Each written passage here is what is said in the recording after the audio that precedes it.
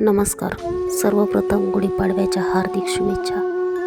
गुढीपाडवा हा सण हिंदू नववर्षाचा पहिला दिवस असून या दिवशी सुख, समृद्धी आणि आरोग्यासाठी काही पारंपरिक उपाय आहेत, ते आपण पाहूया. 2026मध्ये गुढीपाडवा 19 मार्च रोजी साजरा केला जाणार आहे. गुढी का उभारावी? तर गुढी हे विजयाचे प्रतीक मानले जाते. शास्त्रशुद्ध पद्धतीने गुढी उभारल्याने घरात सुख, शांती आणि समृद्धी नांदते. या दिवशी गुढीला श्रीखंड, पुरी किंवा पुरणपोळीचा नैवेद्य दाखवावा.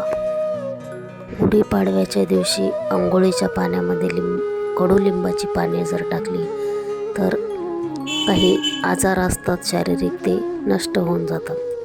तसेच कडुलिंबाच्या पानाचे सेवन आरोग्यासाठी खूप फायदेशीर आहे. गुढीपाडव्याच्या दिवशी रिकाम्या पोटी जर कडुलिंबाची पाने, गूळ, जिरे, ओवा यांचे मिश्रण खाल्ले तर शरीरातील विषारी घटक बाहेर निघतात. तसेच वर्षभर आरोग्य चांगले राहते.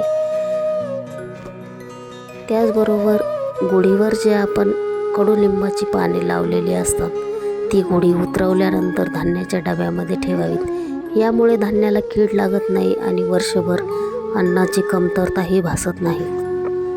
गुढीपाडव्याच्या दिवशी लक्ष्मी प्राप्तीसाठीही आपण काही उपाय करू शकतो. घरात लक्ष्मी प्राप्ती व्हावी आणि समृद्धी यावी यासाठी घराच्या मुख्य दरवाजाच्या उंबरठ्याची पूजा करून त्यावर हळदी कुंकाचे स्वस्तिक काढावे. यामुळे नकारात्मक ऊर्जा घरात प्रवेश करत नाही. त्याबरोबरच पूजेमध्ये कवड्याचे पूजनही करावे, कारण कवड्यांना लक्ष्मीचे प्रतीक मानले जाते. तसेच त्या कवड्यांची वर्षभर पूजा करावी. दरवाजावर आंब्याच्या पानाचे आणि झेंडूच्या फुलाचे तोरण बांधावे. 19 मार्च 2026मध्ये सूर्योदयापासून गुढी उभारता येईल. धन्यवाद. आपणास जर व्हिडिओ आवडला असेल तर लाईक आणि सबस्क्राईब नक्की करा. धन्यवाद.